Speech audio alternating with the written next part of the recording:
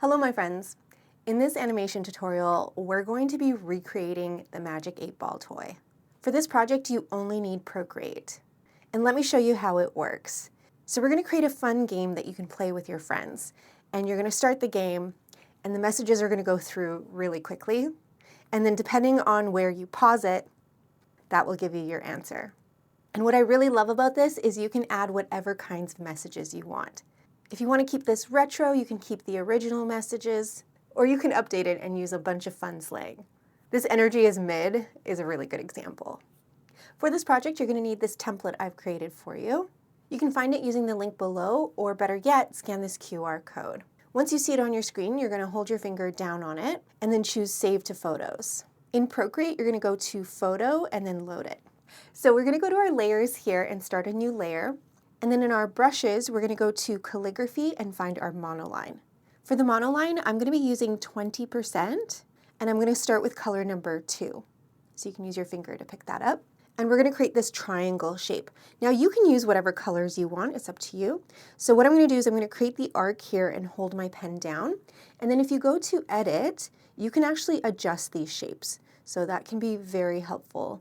So you only see that once after you lift your pen up. So when I hold it down, when I lift, I will see that option there. And then sometimes you'll get a straight line instead of an arc. You can always come up here and actually recover the arc like this. Great, and then we're just going to color that in. So now we're going to make a new layer underneath our triangle, and we're going to be using color number 1, but for now I'm going to stick with color 24 just so I can see what I'm drawing. And I'm just going to draw this big circle. So just like before, you're going to hold your pen down to get your circle. Now, a really good trick in Procreate is while I'm holding my pen down, I'm going to put my finger down at the same time. This lets you make it a perfect circle while still adjusting the size. Now, don't worry exactly where it ended up because this circle has its own layers, so you can always adjust things like this. Just make sure you're using uniform if you're making it bigger or smaller. So we're going to color that in. And so now I can go to color number 1 and I can just drop that over. So we're going to make a new layer on top of layer 1, and then let's switch to the luminance brush set, and we're going to grab the Nebula brush. For the size, I'm using around 50%, and this time I am actually going to use 24 as my final color. So when you're using the Nebula brush, it's a little chaotic, so you want to just kind of lightly dab until you get the pattern that you want. Often I'll have to go back and redo it. You can also mix and match colors. You don't have to use color 24. I just kind of like how it stands out. So my Nebula brush went over my colors a little bit. So what I'm going to do before I leave this layer is I'm going to just take my eraser. I'm set to like one of the airbrushes. It really doesn't matter which one you use, and you're just going to clean up your colors. Okay, so let's make a new layer here at the very top. And then we're going to go back to our monoline. So I'm going to go to the recent brush set and grab it. And then I'm using color number 5. And for the size, I'm going to bring it down to 10%. And I want another perfect circle here. So you want this circle to have a little bit of clearance from the edges. So that was kind of my best guess here. So make sure it's a perfect circle. And then I'm going to position it here. So if I go to the arrow, I can do something called nudging. So see how close this corner is to my circle? If I tap, my circle will follow my tap, and see how it just kind of opens up the space really slowly? Because when you're sliding around, it's very difficult to kind of get it exactly where you want it. So the nudging will kind of help you with that. Okay, and then let's make our brush 1% for the size, and let's do another layer. This time we're going to use color number 6. And we're going to do a thinner version on the outside here. So again, do your best to kind of make it the right size, and then with your arrow, you can kind of nudge it into place. So after completing these 2 circles, you can actually squish them together. So I'm going to take 2 fingers and squish them like this. And then I'm going to go to layer 3, and I'm going to start a new layer. This layer is going to be a clipping mask. So whatever I draw here is going to clip to the shape below. And then I'm using color number 7. So this is the actual part that says like 8 on it. So I'm just drawing an oval, and I'm going to just get it as close as possible. So I want this to be kind of flat. And you see these blue circles here that show like the left and right extremes. You want those to be visible. So you're going to kind of play around with it until your oval kind of looks like this. And then we can color that shape in. Now I'm going to grab color number 1, and in my layers, I'm going to just duplicate this shape. So I'm going to duplicate it and drop in that dark color. And then using the arrow, making sure it's set to uniform, I'm going to just make this smaller, and this is going to form the 8. Now what I like about this shape is it kind of looks like an eye. I want this to kind of feel like a pupil. And then with color number 7, I'm going to create like a little reflection here. And then I'll just make my brush a little bit bigger, kind of hand color this. So we're going to go back to layer 3 and then create a new layer on top. This one is going to automatically set itself to a clipping mask. And then let's go to airbrushing, and we're going to find our soft brush. And I'm going to set my soft brush to 30% opacity and 20% for the size. And I'm going to be using color number 6. And I'm going to create the highlight on the left side here. I really love how this blue color shows. Then I'll make my brush a little bit smaller, maybe 5%, and then use color number 7 to create more of like an extreme highlight here, like this. So I don't actually want the highlight to go on this inner ring. So what I'm going to do is I'm going to go to the rings here, tap on the layer, and turn on reference.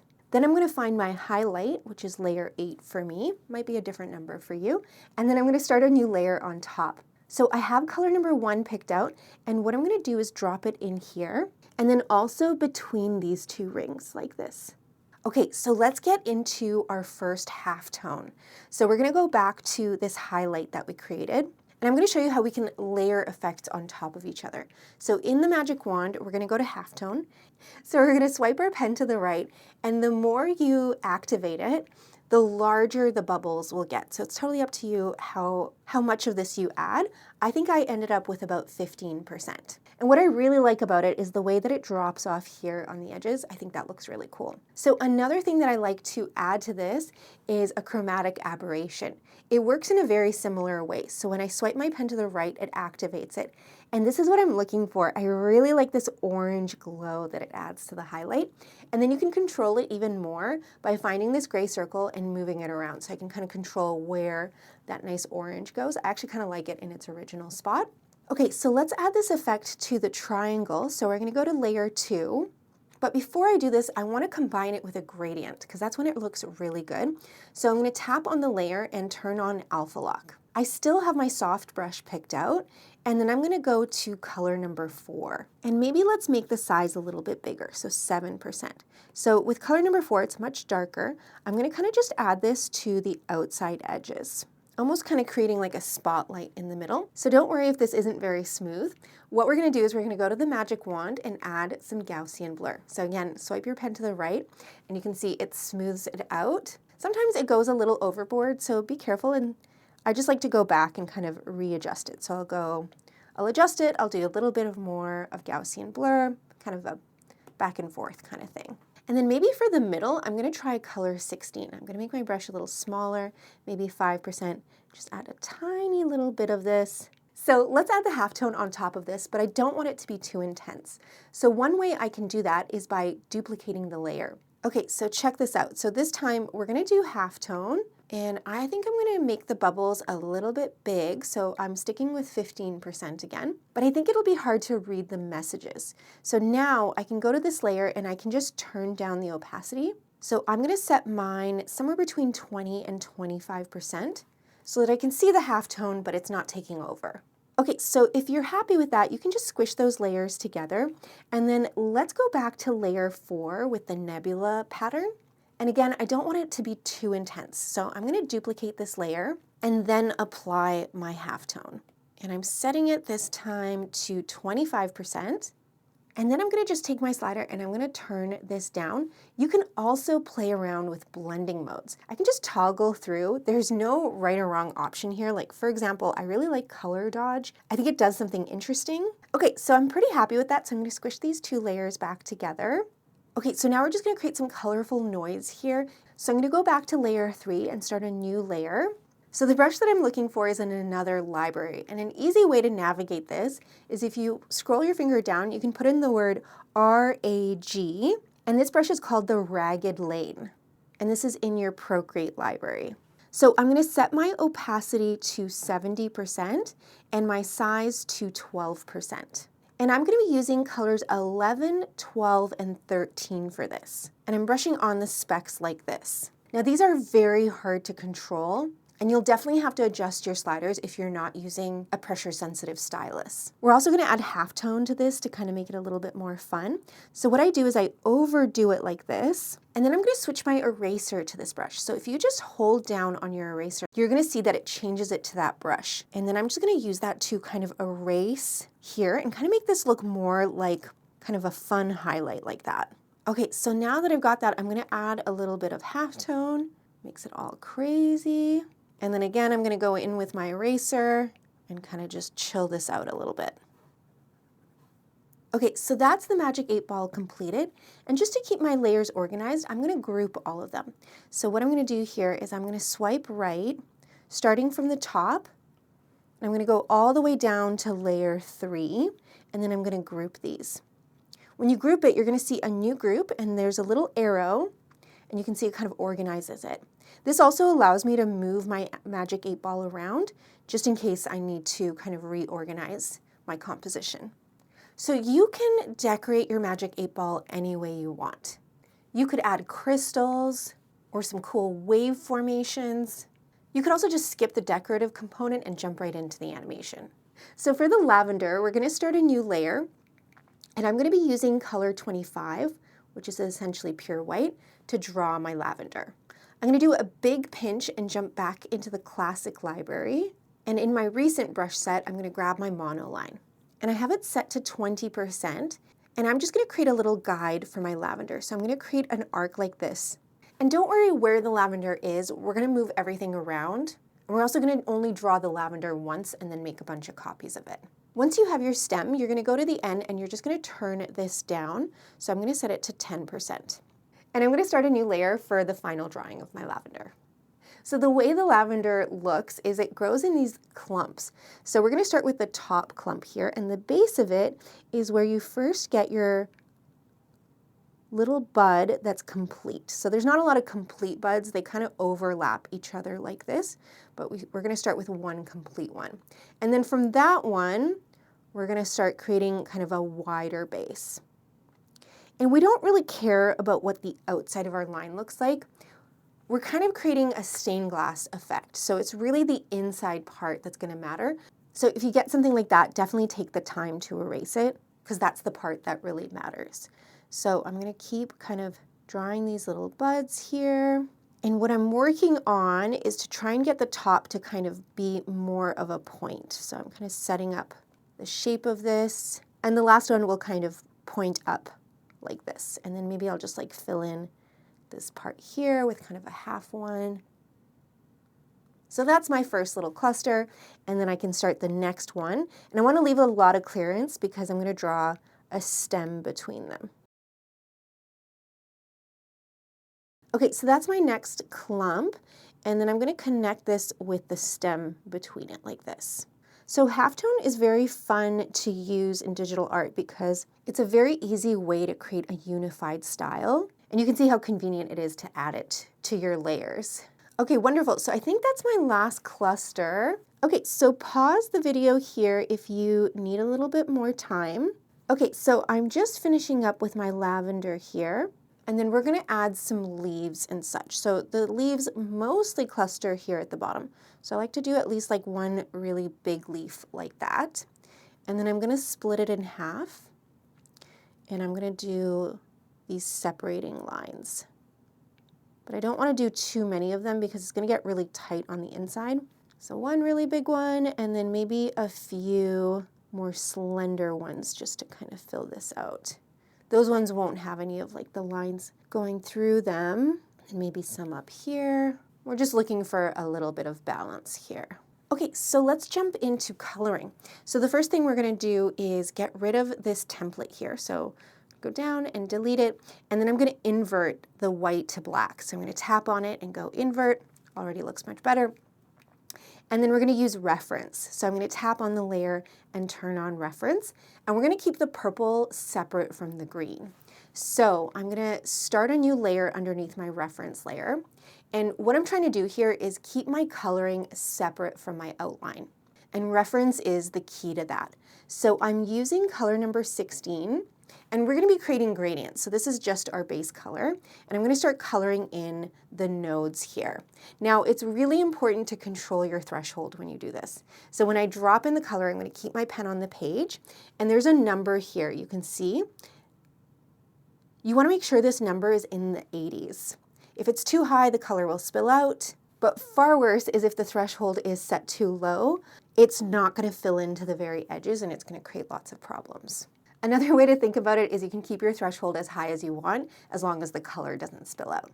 Another good trick is continue filling. Now I can just tap my pen like this.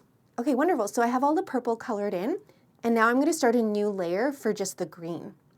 So the green is going to be color 22. Okay, great. So now that we have it colored in, let's focus on the purple. So we're going to tap on the layer with the purple and we're going to alpha lock. Then we're going to switch to our soft brush, and I have the size set to 4%, and I'm going to start with a darker color. So I'm going to use color 15, and I'm going to create this gradient. So it's going to be like a darker color here at the bottom. I feel like I can barely see this, so I'm going to put my opacity a little higher, maybe 50%. Don't worry if it's not like ultra smooth. We can always do a Gaussian blur. And again, pick out your own colors if you want. These are just to help us kind of with the tutorial. And then I'm going to use color 14 for just like the tops here. And now I have this like lovely gradient, and I'm just going to smooth it out with a little bit of Gaussian blur. Okay, great. So let's add some halftone to that. And the halftone and gradients look really good together. So for the green, we're going to do something very similar. So I'm going to turn on alpha lock, and I'm going to use color 21 and then 20. So 21 is the darker color. So I'm going to do this for like the base here. So the bottoms of the stems and the bottoms of the leaves. And then color number 20, so the tips of the leaves. And if you can get it, the tips of the stems, that's kind of bonus. And then we're going to do a Gaussian blur to blend it, and then some halftone. And you can see how this instantly unifies the project. Okay, so now that we've completed our lavender, we have to make sure we turn off reference, and then I'm going to group it together. So I'm going to swipe right on all three of these layers and group them, and then I'll close the group. The reason I'm doing it like this is because I want to kind of make little subtle changes about each one. So I'm going to move this one into place. So now that I've got that one, I'm going to duplicate it, and I'm going to use the bottom copy, and I'm going to rotate this one and kind of place it right here. I can also start to use some of my freeform and distort, maybe even warp options. So I might kind of change the proportions of this to make it look somewhat different. And then, for example, I could turn on warp, kind of warp these leaves down a little bit. So you have a lot of control, even though we're just copy and pasting it. And then I'm going to open this group up, and I'm going to go to the purple. And in the magic wand, this one, hue, saturation, and brightness, is so valuable. And I can kind of tune these, so I can either make them more pink or more on the blue side. I like the blue. And I can also play around with the saturation or the brightness, and this will make them look a little bit different. So for the lavender behind, I'm going to duplicate one of these groups. I usually pick the one that's been warped the least, so I'm going to duplicate this one. And then I'm going to move it underneath my magic 8-ball. So my magic 8-ball is here, so the lavender goes there, and then I can move this. So when you're moving it, uniform is usually a better option. So I'm going to flip horizontal, and then this lavender kind of goes behind. And then again, I'll make as many copies of these sprigs as I want. Okay, great. So let's get into the roses, and we're going to do a very similar thing. If at any point you start to run out of layers, you can always flatten these groups, the ones with the lavender, especially if you're done kind of composing them. That will definitely give you more layers to work with. So I have a new layer here at the top, and I'm going to use color 25, and I'm going to go back to my monoline. And it's really busy down here, so I'm going to draw my rose in this section here. So I have 7% for the size of my brush, and I'm going to start with like an ovalish kind of shape like this. Now, don't stress out about your rose. Remember that these are shapes from nature, and so the little inconsistencies about them will actually improve them. So now that I have that central circle, I'm going to do like 3 petals going around. They do not have to be even. There's kind of like a spiral thing going on. And then from there, see how like this would be the middle of this petal? I'm going to come out And these ones are going to be more like crescent moons. So they kind of go from one, and they don't always have to like pair up. Like, see how I'm going to kind of go into this one right here? It doesn't actually end right there. Okay, so for the next layer, we're going to start getting more like ripply edges. So now my roses, the petals are so big, they're kind of rippling. And this inside part is going to be nice and dark. So I'm going to kind of color this section in white. Remember, that's going to be black, so it's kind of, you have to think about it in the opposite way. And you can decide how big your roses are going to be. The more of this that you layer on, better. And you can see that one has this big gap there. I don't really care. I'm just going to fill that in with more petals. So when you start kind of getting to the end of drawing your rose, you may realize you don't really love the outside shape. So don't worry about that, because I have a little trick to show you of how we can easily fix that. So what I'm going to do is I'm going to go to the magic wand, and we're going to go to liquefy. And I'm going to set my mode to push. So for me, push is here. Sometimes it's hiding right there. And then you're just going to remember to turn off distortion and momentum. And I'm going to set size and pressure to 40%. You definitely want to control your size. That's the key parameter here. And you can see I can just kind of grab the rose and pull it apart in the direction that I want and make it a more pleasing shape. So we're going to draw the leaf here, and rose leaves are much more broad. So they're going to look something like this, but they do have that middle part. And as far as I remember, the lines here, they don't match up on the other side. They're kind of offset a little bit. And you can see these ones are more arched because it gives the leaf the illusion of being kind of rounded out.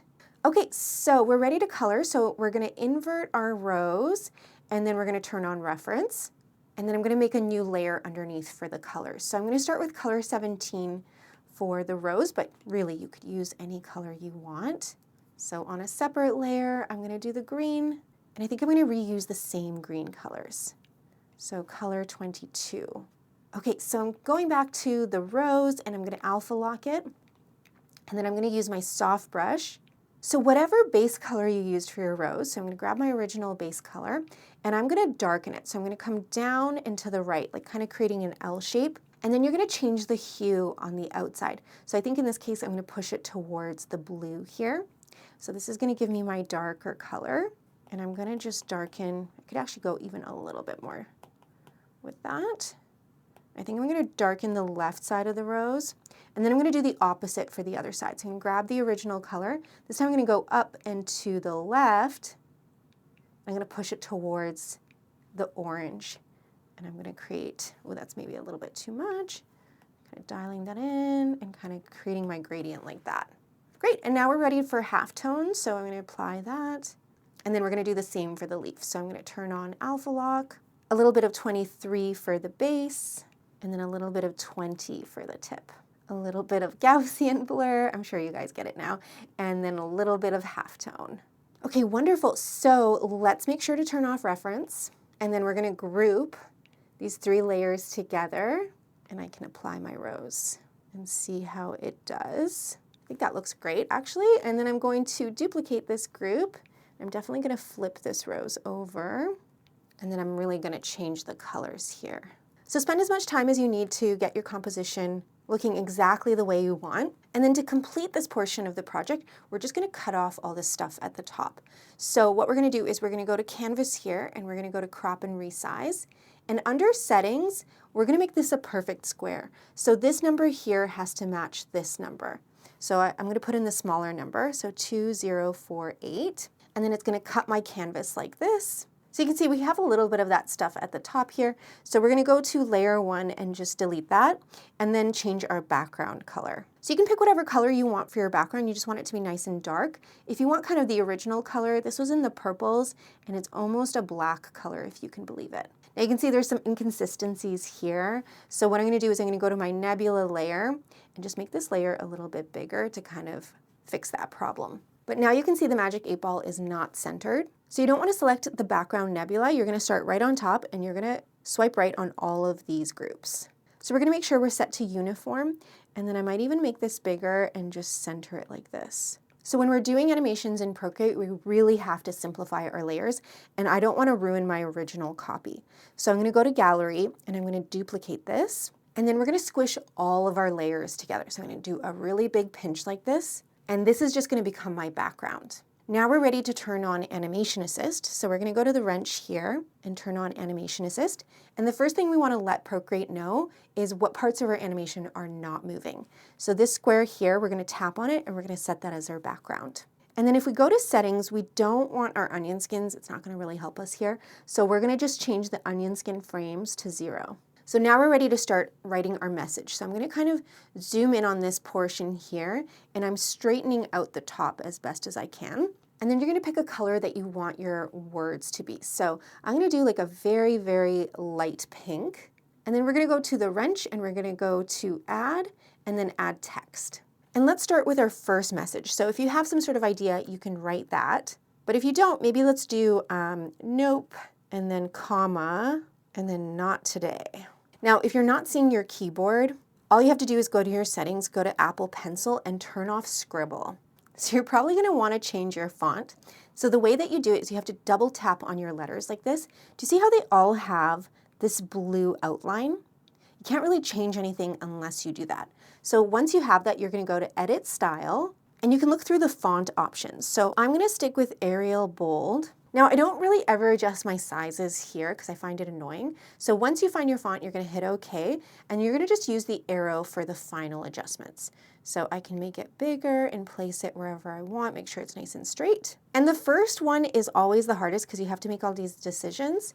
From there, you can just reuse it. So let me show you how to reuse it. So that's my first message here. I'm going to duplicate this layer, and I can just write on top of this, and it will already be the right size, the right font. And this one, I think I'm going to say, keep calm. So the goal is to get 20 messages. And you can always go online and look up the original messages if you just want to stick with that. So at this point, I only have 3 messages, but that's enough to test out my animation. So I'm going to hit play, and wherever I pause it, that's the message that I'm going to get. And personally, I like to create an empty frame right here, so right on top of my background. So this way, when you start the game, it's just blank. Okay, my friends, so that's how you create your own Magic 8-Ball game. I hope you had fun and picked up a few new Procreate tricks along the way. I post new tutorials every week, so if you enjoyed this one, make sure to subscribe so you don't miss the next great project I've got cooking. Later, Gator!